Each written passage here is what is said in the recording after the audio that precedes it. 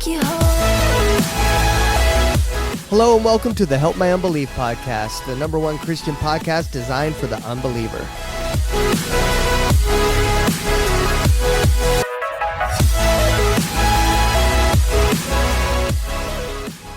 What's up, dude? Hey. Welcome to episode 2 of the Help My Unbelief podcast, dude. Yes. I'm excited, man. I'm excited, nervous, and just, I'm ready, man. Man, we already have 5 subscribers, which means that we're like super famous now. Well, you get that, right? I was one, you were one, and she's one, so there's I didn't 3 subscribe. of them. Yeah, well, it doesn't matter. We're still famous. It doesn't matter. If you have over 5 subscribers, you're considered like a superstar, by the way. So, all right, I would imagine by sometime next week or by the time this episode drops, we'll be like in superstar phase. Are you ready for that? So I guess I'm going to have to start doing my Walmart shopping online now. Yeah. So I don't get noticed while I'm in there picking up my mushrooms and onions. Yeah, and you'll be so famous, you just get one of those like Walmart shoppers that bring it to your house and then get one that you trust that will be able to handle your stardom. You see what I'm saying? Be like, hey, I trust you to handle how famous I am and not freak out so you can come to my house and deliver my groceries. Does that make sense? Terrified. Okay. But anyway, so we have our first, she identifies as an atheist coming on today. She's going to be a phone call. Her name is Ana. Ana, yeah. And we are so excited to talk to her today. We're nervous, but we believe that God is here and He is going to get us through it. What do you think? Yes. I think we should just get to it. Well, we're not going to be able to get through it without God, so. That's for sure. I think we should just get to the conversation. What do you think? Yes, Lord, give us the right words. Okay, here we go. Ana. Hello? Anna, it's me, Zach. We spoke yesterday. Right. Is it Ana or Anna? Ana, technically, yes. Ana. That's what Larry said. He said he's normally with one N. It's Ana. And yes. I don't know. I guess he's my older counterpart over here, and older people seem to know stuff like that. Amen.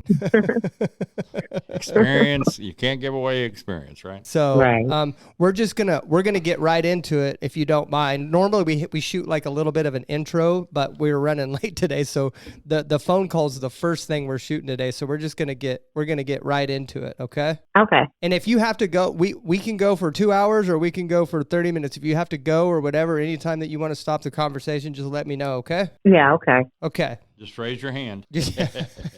Okay. Welcome, Anna, to the show. Thank you so much. You are our first guest, and we are extremely grateful for you coming on. As I've told Larry, I've been kind of having a hard time getting people to come on the show, so we are grateful for that. And so we basically just want to get to know you a little better first. Do you, how old are you? Where do you live at? You don't have to tell us exactly where you live at. Tell us kind of your story. I'm 56 Saturday. I will be. I'm in South Carolina. I am an atheist. What else do you need to know? Okay. So happy birthday, by the way. Happy early birthday if we don't talk to you by Saturday. I may send you a text message, but my wife would have to remind me because even my own kids are like, hey, it's your daughter's birthday. I know, right? I can't remember them either. I'm getting old. It's hard. So now be careful with that, Anna, because I'm older than you are.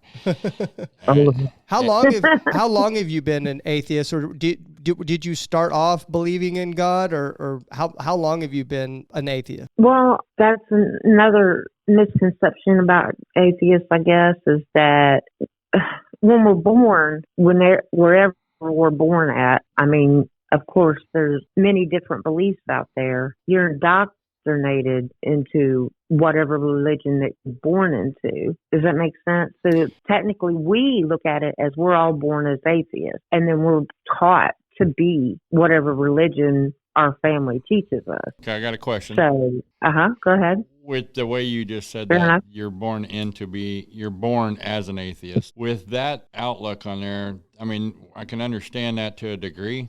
Like, I believe racism is something that was taught to you. You're not born a racist because you put two kids together, they play together, right? So, exactly. That's is totally different. If we're born into it, we're actually born into a lack of knowledge. Would that not be so? Maybe in a theist idea, yes. But in an atheist idea, no, we're all born atheists. Yeah. So, I mean, that's the difference between the two. Right. Okay, so to get to that question, so have you ever been to church or anything like that, or were your parents atheist, or did they just not believe? Like, what was your upbringing like? No. Initially, I was born into a household and then I was put to an orphanage. But before that, there was a lady across the street from my biological mother. She took me to church every single Sunday. Yeah. And then Bible school also. So I was taught that, yes. Okay. From a young age. So you went to church every Sunday? Oh, yeah. We went on Wednesdays, and then we went on for Bible school and Bible camp and all that type of thing, yeah. What was your experience in church like? It was okay. What we were taught as, like, God will protect us and love us and stuff like that. It was nice to believe that, but in my circumstance, the abuse that was going on didn't fit with that. So it's like you were being abused at home? Yes. And and your thought, and as a child, your whole thought the whole time is like you're taught to pray, right, and ask for help or just pray to God or whatever like that. Well, nobody technically came and saved me. Well, that's from that part would be tough if you're going to church every Sunday and they're explaining to you how God will protect you no matter what, but then you're going home and you're living something completely different. When you're a kid and you're being protected, it's easy to believe in that, but when you're not, it's hard to believe in it. So you're like, this is contrary to what I'm living right now. So that's where it kind of started. Yeah. I mean, I'm going to be honest with you. Like, I'm going to be honest with you. Like that would be very tough for me. I don't know how I would react to that situation either. That's got to be right. But that is where it started. Yeah.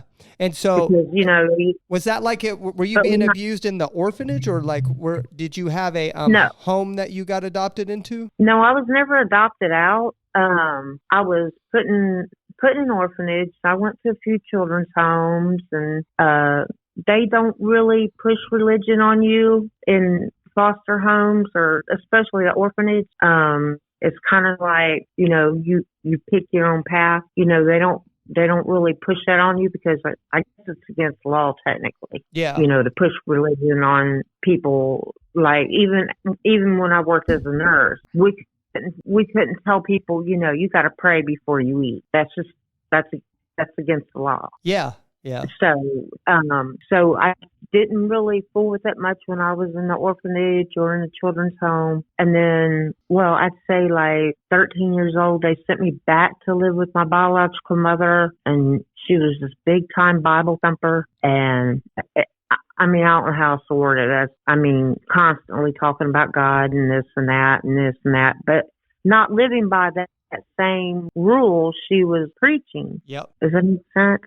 Well, my sister, I believe, and if she's listening to this, she'll probably call me and tell me it's a different reason. But my mother and my parents were Bible thumping people, and they were in church every weekend. My sister's an atheist now, like complete atheist, because the examples she was given that were teaching her this, she believes she's just a better person than them. So, and she's probably, she may be right. She may be a better person than them. So that's another conception that theists believe that us atheists that they are better than atheists because they believe in God and they follow the rules of the Bible, or they think they do. I know they say they're born into sin or whatever. Yeah. And they have to repent for it or what have you. But me as a atheist, I grew up, I had a horrible childhood. That's just plain and simple. Yeah. And when I grew up, I did end up going to church and stuff, and I was still having a hard time believing. But when I became an adult and started living on my own and taking care of people, being a nurse and stuff like that, I decided that I just didn't believe anymore. Yeah. Because I was a foster parent. We do things for homeless people. We feed people. We do other things out of the kindness of our heart. We don't do anything different than theists do. Yeah. That makes any sense except we don't worship. Yeah, well, let me. Normally, like I wait till the end. I want to circle back to more of your story. But I want to respond to this one thing first because I have something in my mind and I'm afraid I'm going to forget it if I wait till the end. Okay. Sure. So I read this Bible verse and I have no idea where it's at, but I read it recently and it's starting to realize because I grew up in a church where the examples like this stuff. And I've told Larry this before. I think I said this in our last podcast too. That I grew up in a church for 18 years. I was taught this one thing and then I get out and I actually start reading the Bible for myself and I go, oh my God, like basically nothing what these people told me was true. Coming from the Bible, like I don't even know where they're getting this stuff. Like I had to reevaluate my entire relationship with God because what I was being taught was not right. And just like you, I lost respect in some of the leaders and stuff and they were doing just as bad as stuff. But then I came across this Bible verse that made me realize something. The Bible verse that said, and I think it was Jesus talking, and he said that there's two guys. There's one guy that's on his knees and he's praying to God and he's saying, man, he's got all these afflictions. He's saying, man, I wish I wasn't like this. I wish I could conquer this sin. I wish I could stop doing this. I wish I could stop doing that. And he's down there praying to get all these afflictions gone.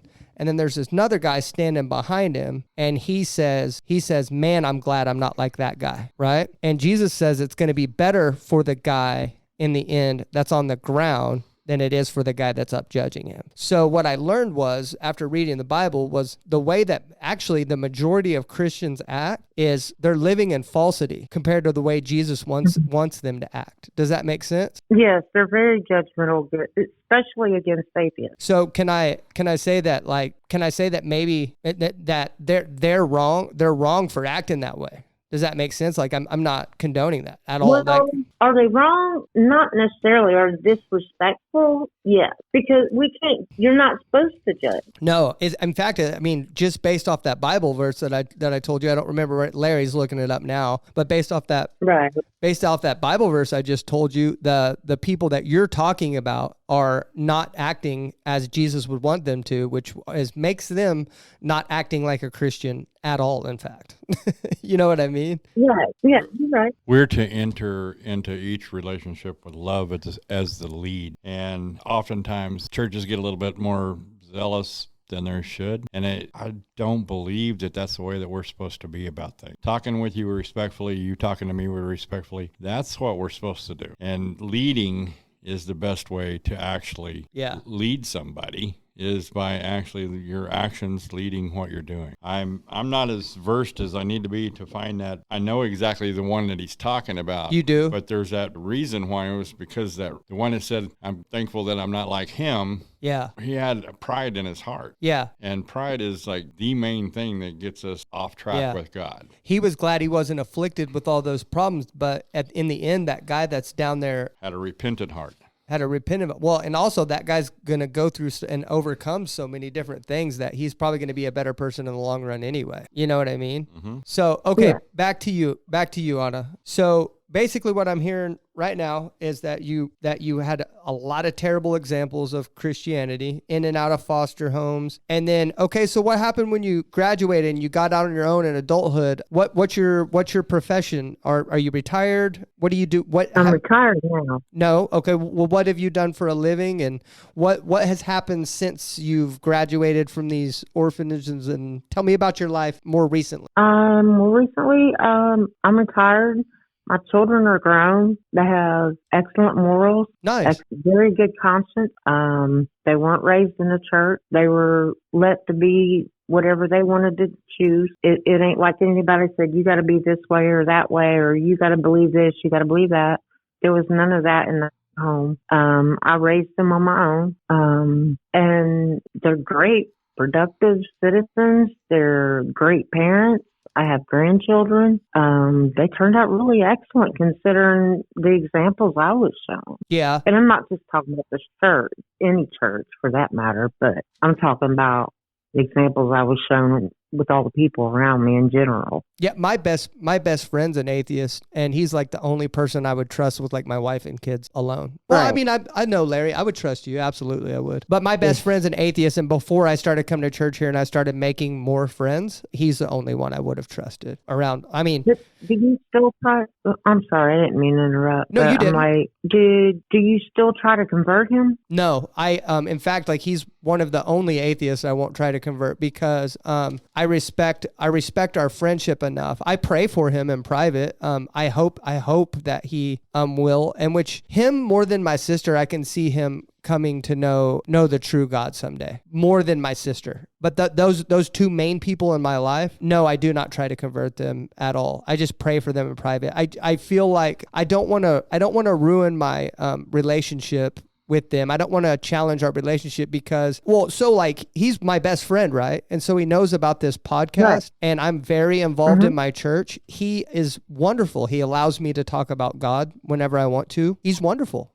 Like he's great. He doesn't try to put his beliefs on me, but that's what I told him the other day. I said, I feel bad because I feel like I talk about God all the time now, but I was like, but it's not me trying to convert you. It's just my life now. It's just my life. Like I am all in. I've devoted my life to God. And I was like, I just hope it doesn't offend you. And he said, no, I love our conversations. He said, I love it. But no, as far as trying to convert him, no, ma'am, I do not. Yeah. I was just curious because a lot of people, theists in general, now I'm not saying just because I can't say just Christians because there's so many different, there's over 5,000 gods that people around this world believe in. Yeah. And people will be like, oh, you don't believe in God? And it depends on how their tone is. If it's really ugly, I'll be like, which one? You know, it's like, if you want to be ugly to me, I got to come back with a remark about, okay, which God are you referring to? Yeah. You know, because it's like you can't come off to me snide and judgmental and expect me to be polite, you know? Right. No, of course not. That's the thing. That's the thing I've noticed about atheists too. That's the one thing I've noticed about atheists is like I'm trying to approach people. Well, you notice in that post that I put, I'm getting a lot of people saying that my idea is boring and that they give yawning emojis. You've seen all that where people are saying, hey, man, I wish you best of luck, but this is a boring idea, right?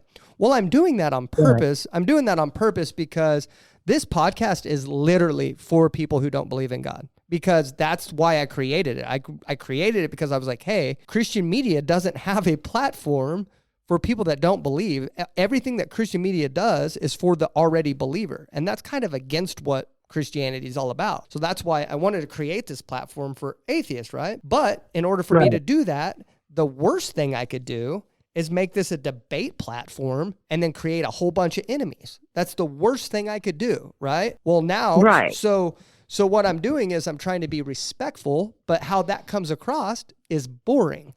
So it's kind of like a catch-22, Anna. Do you get what I'm saying? Like how am I supposed to get conversations with atheists without being mildly antagonistic or controversial? Because it's boring if I don't. Does that make sense? So, or but maybe go ahead. You haven't coming off like abusive in your words. People have different tones that they use. Yeah. And mannerisms, and you can kind of tell if somebody's going to be ugly about it or not with the words that come out of their mouth and how they come out. So to me, that makes a world of difference. You know, I think the people that are mean probably have more of a desire to be right than have a final objective to bring someone that what they believe is the truth. Correct? What do you think about that, Larry? Yeah, probably. I was sitting here thinking about this particular thing. I guess first off, I need to ask you a question. Can I ask you a question? Sure. Two things caught my attention. One thing, you say we atheists, as in, do y'all meet together and have rules? Do you have a certain understanding that all are the same on things? No. Because each one I talk to has a different reason for being the way they are, or, and I hate to admit it, but my brother is an agnostic, and I have a daughter who is an atheist. I wasn't raised that way. I was raised in the church. But so what happens when you die? According to my belief? Yes, ma'am. Or how I think, I guess you would say, because we honestly don't know. But in my opinion, we just turn back to dirt, and the circle of life just keeps going. So what would the purpose of life? This life, being kind to people, making your way through it, and, just trying to do what's right and be happy while you're here. Yeah. Let me ask you a question. This is something I've always wondered about. I've asked my friend this too, and I want to ask this to everybody to see. I want to get a contrasting opinion from people that don't believe. But like me, I believe in God, right? And every now and then I'll get this fleeting thought of doubt or scaredness that maybe what I believe in doesn't exist. Do you ever think that to the contrary, that, oh my God, what if God does exist? And do you have a little scary feeling that comes up and like, if I'm wrong, this could be detrimental to me? Does that ever cross your mind? No, the only thing that crosses my mind is actually on the contrary of that, is that in my mind, if there's truly a God, no matter what I believed here on earth should not reflect the good that I put out. In other words, is if there's truly a God, he would take me in. So does that make sense? You feel like if there's a God, you've done enough to get in no matter what, right? Well, so far, I'm not Jeffrey Dahmer. So, yeah. And, the thing is, according to the Bible, somebody like him could get into heaven. And that, to me, is horribly sick. I don't know why, but it's just a very sickening thought. Yeah. That somebody like that could be up there with good people, So I have so are all your kids, do they believe in God, agnostic, atheist, or is one of them Christian? Like, if you care to open that up. My middle son is, he's atheist. My youngest son, he's on the fence. So I guess you could call him kind of agnostic. My eldest son, which he passed away, he wasn't a believer either. So I'm sorry to hear that. Oh, thank you. But well, I'm not sorry to hear that he wasn't a believer. I'm sorry to hear that. He passed away. Yeah, that's what I meant. You just snuck that last statement. Our condolences. I wasn't trying to be rude. Yeah, losing a child is like the hardest thing you'll probably ever go through in your life. And yeah, hopefully, many people don't have to go through that. Yeah. But also, there's things in the Bible, like there's two verses. Oh, I don't remember exactly where they are, but there's two of them that really make me not want to believe anyway. Okay, let me hear them. It sounds so horrible. Well, the first one is, you can beat your slave, and as long as he lives 3 days, you can still, continue to abuse him and whatever, and you'll be forgiven. But if he dies like on the third day or something like that, you'll go to hell. Have you read that, Larry? I haven't read that one either. I can't say it word for word, but that's the general census of it. Well, you gave me a reason to do some research. Did you write that down? Or are you going to look that up? There you go. So we don't have the answer for you on that one today. So, but I'll text you later. I'll text you later. Well, I mean, if you considering you still want to even talk to me, I know that there were some laws that the Jews wrote down. Yeah. That were. And in that particular time frame, slavery wasn't invented with America. I just let you know that. No, I'm not saying that. If you look back in history, the Israelites were slaves. Yes. And God freed the Romans had Egyptians. Slaves, everybody had. Yeah. Everybody had slaves back then. Right. So there was some particular things that I don't even understand at all through that. And being I was born in Oklahoma, and I'm not through any of the time frames of when there was so much conflict between the blacks and the whites. To me, I was raised that we're all American and we're all equal. So I never got that concept when people would talk negatively. My wife is actually mixed, and most people don't even realize that on her. Oh yeah, I mean my daughter's married to a black man, so that doesn't affect me at all. I thought Darcia was just super tan. Well, she doesn't truthfully even carry much resemblance. Right. I guess the white was more dominant, and I don't know how all that works, but I mean, I know you see little mixed girls, and she does not look like one. She's super tan, though. Right. But she does lawn care, so I thought she was just out in the sun. I get just as tan with her out there. Sometimes in the spring, I'm more dark, and in the winter, she's more white.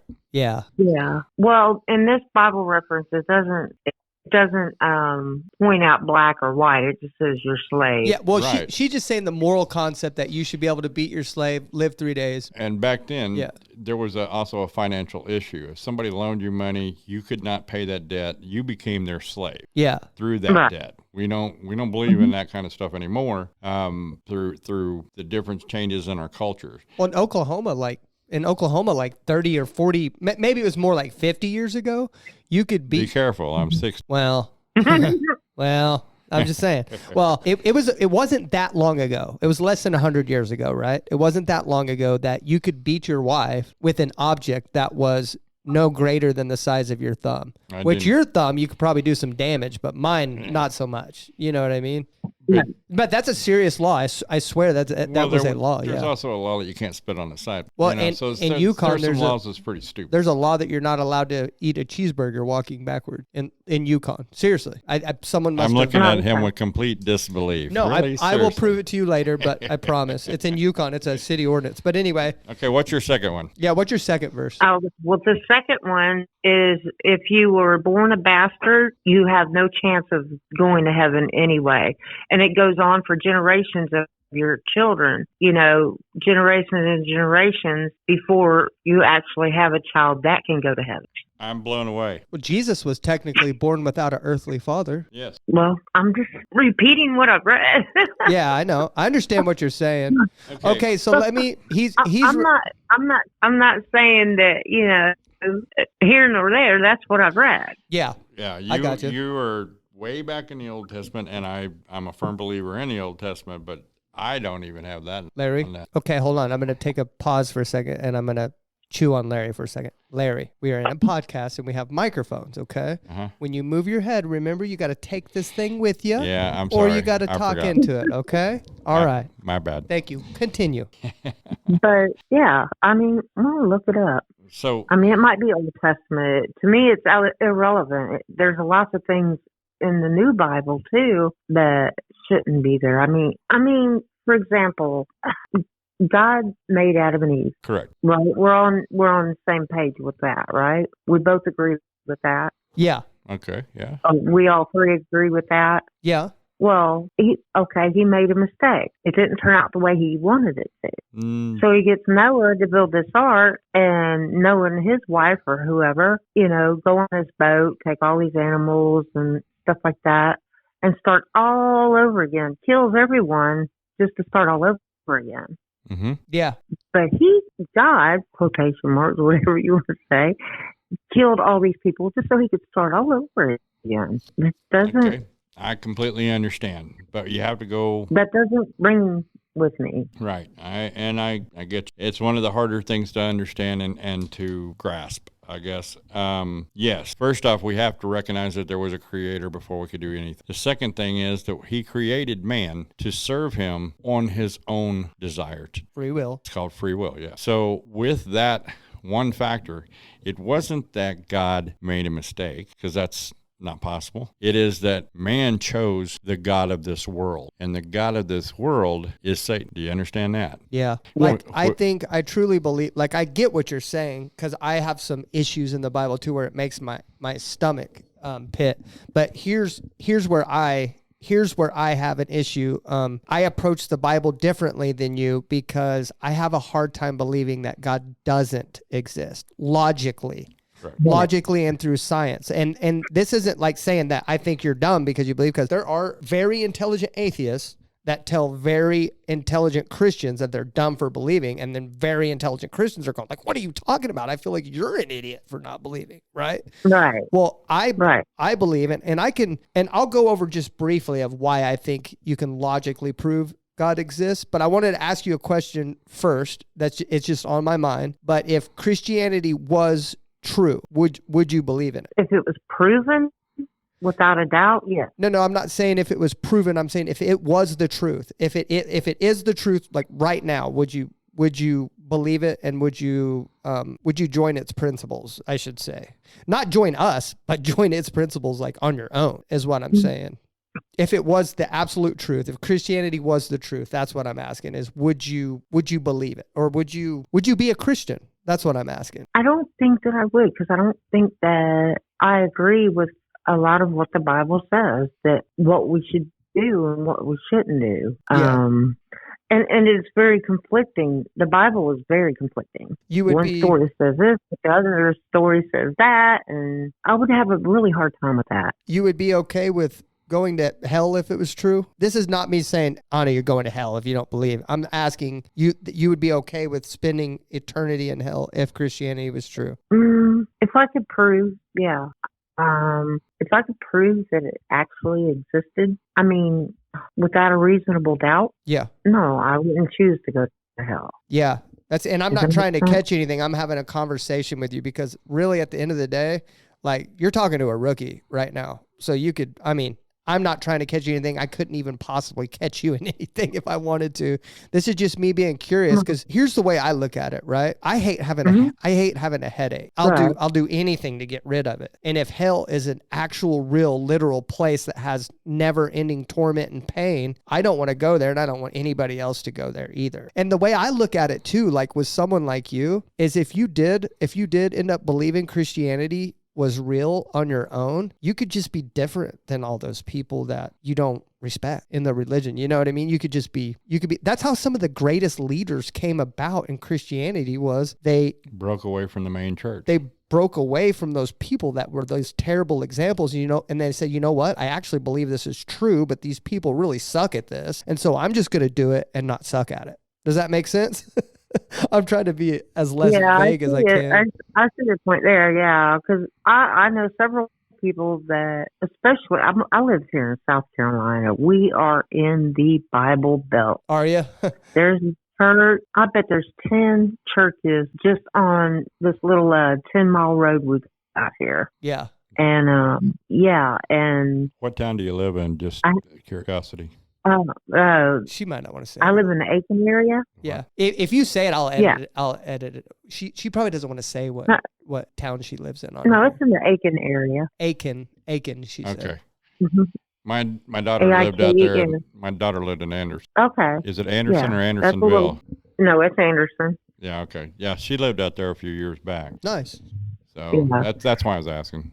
Well, the reason why I asked you, go ahead. I'm sorry. Go. You say what you were going to say. No, I'm just saying we're actually swarmed with Catholics, Christians, Pentecostal, Baptists, you name it, we got them here. So what you're saying is you have a whole bunch of religion there and different forms, different denominations, but the difference actually is a person that has a relationship. I'm a Christian because I follow Christ, okay? But to have a relationship with Christ is a massive difference between religion and that. Yeah. Religion can drive you completely away. Yeah. The rules and regulations, it's the same thing that the Jews did. Yeah. They had more rules and regulations than the Bible had commandments. And then they would see the leaders breaking those rules. Right. And then everybody would lose respect for the leaders and be like, I don't want to follow what these guys are telling me to follow because these guys suck at it. Yeah. You know? But I'm going to circle back a minute onto one of the things that you said, Anna, was that if you could have proof that everything exists, that God existed and everything, then you would probably find it more apt to believe that hell is real and heaven is real, right? Right. Okay. One of the verses in the Bible, and it says that without faith, you can't please God. The reason that that's there is even when Jesus walked on the earth and he was in front of the quote-unquote religious leaders and he did miracle after miracle, and yet still people chose not to believe. Mm-hmm. Why? It was right there in front of them. They were given the proof right there in front of them, and yet they chose not to believe. Because why? If you have proof in front of you. So Jesus actually told his disciples, it's great that you guys believe. I'm paraphrasing because I'm not real good at quoting verse for verse. But he says, if you guys have a problem believing and you've walked with me, man, all the glory to the people that never have seen me and believe. Well, that right there is a show of faith. I can't tell you how the world started without the definition of just God spoke and it happened. I can't tell you the mechanics of it, but that's what I firmly believe in my heart. I know that when I walked in the world, I wasn't a happy person. Now I have the fruit of the Spirit, which is joy. And I got that from my belief in Jesus and a relationship that I have with him. He's my best friend. He's my go-to in my problems. And does every answer get the answer I want every time I pray? No. You know why? Because I can't see everything that Jesus sees. I can't see what I have to go through to learn this lesson or that lesson, to be able to speak to people. This talking to you is way outside of my comfort zone. I have, like I mentioned, my daughter and my brother, and I have a few friends that don't believe in God. I don't beat them over the head with it. I was going to ask you, she asked me that about my friends, and I've never asked you, do you try to convert your daughter and your brother? No. No? No. It's hard when it's family and friends, ain't it? Matter of fact, my brother asked me that because we've been talking because he's coming up from Texas to do a family Christmas party this weekend, actually Saturday. And I was talking about one of my other cousins. He goes, well, it's because he likes to drink beer, because I mentioned that we have grown apart.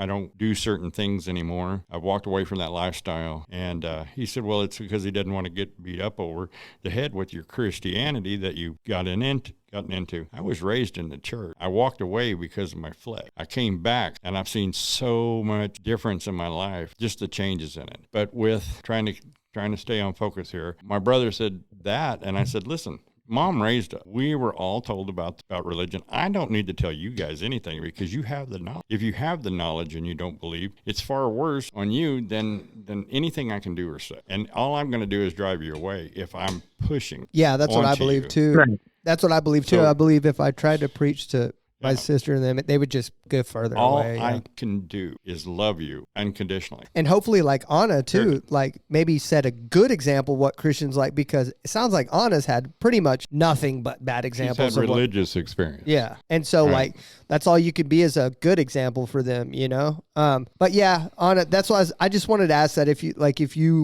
knew it was real, if you would see when people talk about faith, I've heard this from atheists a lot. They think I blindly believe in God, that because I can't prove he exists, that I have faith, right? I do have faith, but I believe it requires less faith to believe in God than it does to be an atheist, because the faith is absence of things that you can't prove. And so you do have to have faith, right? But atheism, you have to believe that God's not there, right? And so you have to have faith to be an atheist because you can't prove that either, right? And so the faith is the absence of things you can't prove. Well, I believe in the Big Bang, right?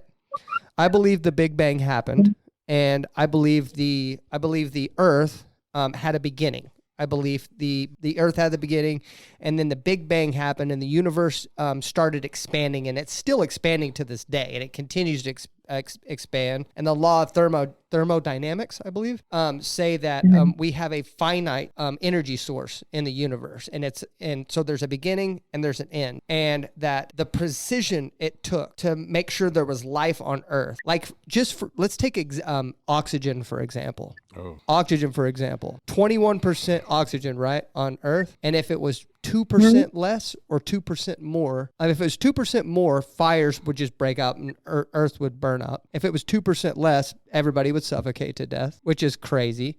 Gravity, I read this today. Gravity, literally, if it was 0.00, there was like 40 zeros, by the way. 0.40 zeros and then a 3% more gravity, the sun would have already consumed the Earth. So gravity is literally to the billionth of a percentage, a billionth of a tenth of a percent, so precise that if it was any different, Earth would not be able to sustain life. So to me, all this, like the Big Bang, right, proves that there's a beginning. Now, my argument would there'd be a much bigger problem if the universe was infinite, if the universe always existed. That would make it harder for me to believe in God, honestly. It really would. If the universe was infinite and didn't have a beginning, it would make it harder for me to believe in God. But it's not. It had a beginning, right?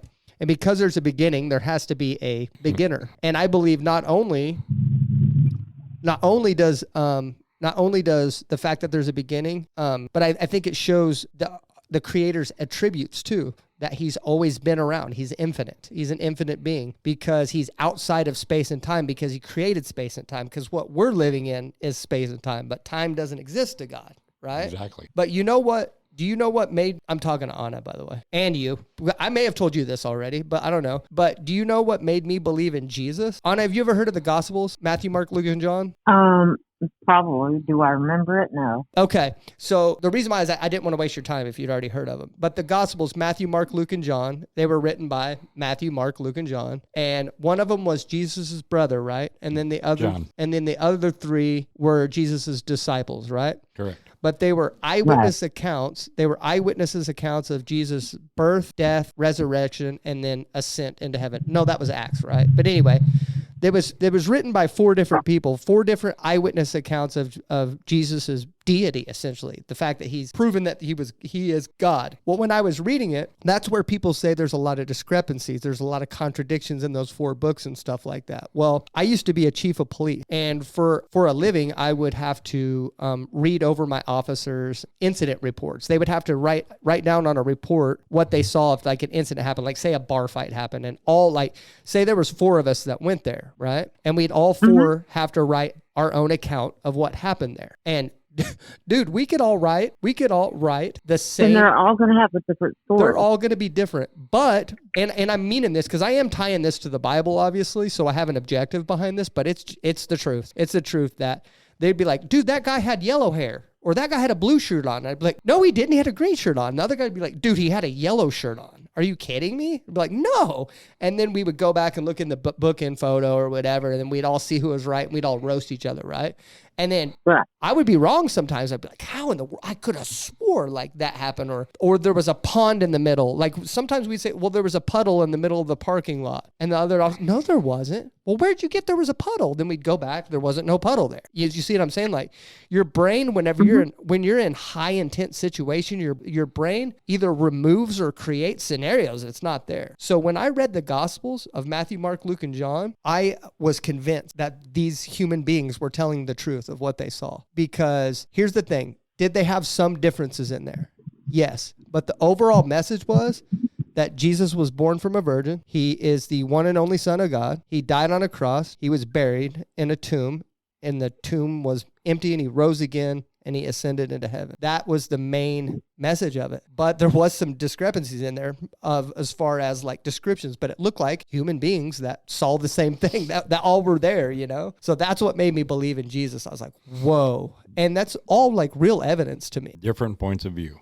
Yeah. So anyway, do you have anything else you want to say to Ana? Because we're going to give Ana the last thing to say here. Ana, what is 0 plus 0? 0. What is 0 minus 0? It's not a trick question. It's still 0. I think you did this to me once. 0 times 0? That's still 0. And 0 divided by 0? Still 0. Okay, so using math, I've proved that nothing can come from nothing. So we have to have had a creator to create what we're in. We may not all agree how I got here or any of that, but the only way that he could redeem our sin was to sacrifice his son for you, sacrifice his son for me, for everyone on this planet. And that's what he did. It was his plan from the beginning because he already knew that we would fail. He already knew that the temptation of Satan would be much more than what we could bear. And he was able to make us a way out. It wasn't an afterthought. It wasn't a mistake that he had to correct. It was that we are geared to evil. And the longer we are left to our own devices, the more we find that out about ourselves. Yeah, I suck. I know that. And so that's what I wanted to say to you is that like, because you talked about church, and I just started going to church in December. And I've been working on my relationship with God for over a decade before I walked into a church, because I was so burnt on churches. Seriously. I mean, I was so burnt on churches. I'd been so burnt that I did not walk into a church until December. And there are good churches still out there. The church I'm in now, I love it so much. And then maybe I'll give you the live stream. I mean, I'm not going to push you to watch church on your YouTube or anything, but that's what I'd like to say to you. And then I'm going to give you the floor. Is the last thing I'd like to say is you don't have to tell nobody in the whole world. The only thing I'd ask you to do is pray to God in your head someday and be like, hey bro, if you're there, if what these guys told me is true, then like I'd like to get to know you. That's all I'd ask you. You don't have to tell nobody that. You ain't got to tell nobody that. It's just between you and him. That's all I'd ask you to do. And if I was too pushy, I'm sorry, but the floor is yours, Ana. Tell us your final thought. Well, I'm still a non-believer, and I see the book was written by man, and we brought up the 10 Commandments, which I think is common sense, which shouldn't even have to exist. That's stuff you shouldn't do anyway, because morally it's wrong. And Jesus wasn't the only man up on the cross. There was other men put up there. What about them? I mean, their lives were worth nothing either, because they were put there to death anyway. So he's not the only person in the world to suffer and die. And as far as Virgin Mary, no, I don't believe that either. I just, I'm just going by scientific proof. I like to live that way and carrying on my life and following my moral compass, you know. Yeah. Yeah. Okay. That's just what I want to do. Well, I just And want to I'm say, happy with that. hey, that's all that matters. But I wanted to thank you for coming on here today, and thank you for taking it easy on us. I know it's hard for us to get together, but I actually really enjoyed this conversation with you. I agree. Okay. I'm glad. Me too. And if you know anybody glad else that we would could like to do come that. on, send them my way. You know, this is what we're doing. I literally created this, created this podcast for people that don't believe in God, and that's what I want to do. I want to interview them all the time, and I feel like I wasn't too pushy, and I wasn't too crazy, and I feel like I was respectful from giving you the last word and stuff like that. So maybe I'm on the right track. You know what I mean? Right. So, And you know, I'm not speaking for all atheists. I'm just saying in general, you know, because some atheists believe differently than I do. So, yeah, and that's them, and that's their choice. And it's just like when Christians approach me and stuff like that, they believe this or that, and that's their choice. Yeah. You know, I'm not here to push or judge or anything like that. no. Well, me neither. Me Yeah, neither. Like I told my friend that's an atheist, he was like, man, he's like, I mean, if I thought I needed to be a better person, I'd go to church. And I'd be like, I already think you're a great guy. I don't think you need to go to church Right. because I think you're a bad guy. I think you're a great guy right now. I probably wouldn't change anything about you. I was like, but Right. if Christianity's true, I think we owe it to ourselves to look into it at least because eternity's a really long time. And I think that's a serious, serious deal. I think it's a big deal. I think that's why we owe it to ourselves to do our own research into it and put a huge amount of research into it. That way, whenever we die, we are sure we know what we're talking about, you know, because it's a big deal. Huge deal. It's the biggest deal ever. Like I tell my daughters all the time, I say, the guy that you decide to marry, that's a big deal because you're going to spend the rest of your life. Because any decision that you make that ties up a huge amount of time, which is actually probably the most valuable currency on earth, is because it's limited and you can't buy more of it. Anything that causes you to consume a bunch of time and it causes a decision you have to make, it's a big deal. It's a big deal. And eternity is not a sense of time. It's just forever. It's even hard for me to wrap my head around. And so if there's a decision you have to make or something or research you can do to figure out what you're going to do in eternity, it's a big deal to me. Huge deal, you know? So that's why I spend so much time looking into that. That makes sense. Yeah. I mean, I think it's like a cool concept, but I don't believe in it. Yeah. The eternity thing. Yeah. I got you. You know, it'd be nice, you know, to go and see people that's passed and stuff.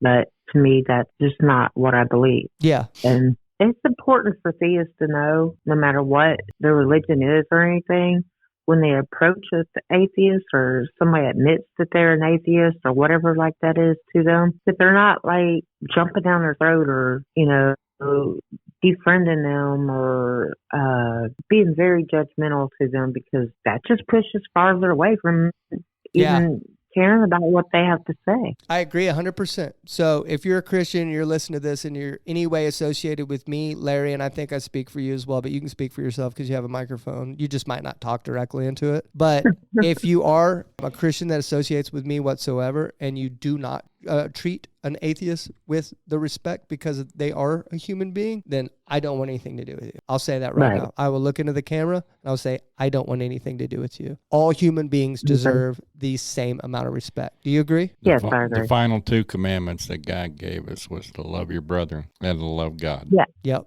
Period. Well, love your brother. Who's my brother? Anyone. Anyone's your brother. Anyone, yep. So I can't love them if I'm beating them up, right? Right. You probably couldn't Verbally beat or many abusive. people. He's too old to beat up anybody, to be honest with you. True. Okay, Ana, we'll let you go. Batteries are probably fixing to die here. Thank you so much for coming on, though, and keep in touch with me, okay? I will send you a link on Facebook whenever it comes out. It comes out Tuesday at 9. I'll send you a link so you can listen to it, okay? Okay, that'd be great. Okay. Take care, girlie. Thanks. Nice to meet you, Ana. All right, bye-bye. Nice to meet you too. Bye-bye. Man, that was a good conversation, wasn't it? I enjoyed that. Yes, it was. And then at the same time, I feel quite inadequate. Oh, you feel bad because she didn't instantly convert to God? No, that wasn't it. That she had legitimate questions that we even knew were coming, but I didn't have the correct answer to. to pacify it. Well, that's the thing though. Like, I think that's just going to happen. Like, that's the bottom line is we are novices at this, but even the people that the books I'm reading that are like huge in Christian apologetics had to start somewhere. And luckily she was graceful and wasn't some like smarty, because we would have got our butts whipped. You see what I'm saying? So, but she was very graceful and she handled us very well. Listen, man, just because we're new at this, I'm not going to stop. I'm not going to stop. I still feel like the Holy Spirit spoke through both of us. I got lost sometimes whenever seeds I was were planted. talking. Yeah. And so seeds were planted, and even though she may not convert, she may be set in her ways. I think seeds were planted in people that are listening to this nonetheless. And I'm going to pray for Ana, and I hope she does, because dude, she seems like a sweetheart. She's a beautiful person, you know? And if this Christianity thing is true, and I believe it is 100%, it scares me for people. It puts a pit in my stomach to go, oh no, you don't know what you're getting into. You don't know, like you've got to be able to see this, right? Like there is an absolute truth, and you owe it to yourself to look into this more, because if you don't, that's scary, man. That's scary. It scares me for her that if I'm right, which I believe I am, if I'm right, then she's going to spend an eternity in hell. And God, that scares me, man. Well, no, I'm not saying she's going to, because I'm going to believe. I'm not saying that. It's that the Bible talks about how short time frame our actual life is. It likens it to a puff of smoke. Yes, yeah. And we act like it's, I'm 60 years old. That's a lot to go through. But that's because I'm here. If you're 80, 60 is not so much. I don't think, 40 is all that high. Don't call me 40 ever again. What are you? 37. 37. Okay. All right. Don't you dare call me 40. That's all right. I got kids your age.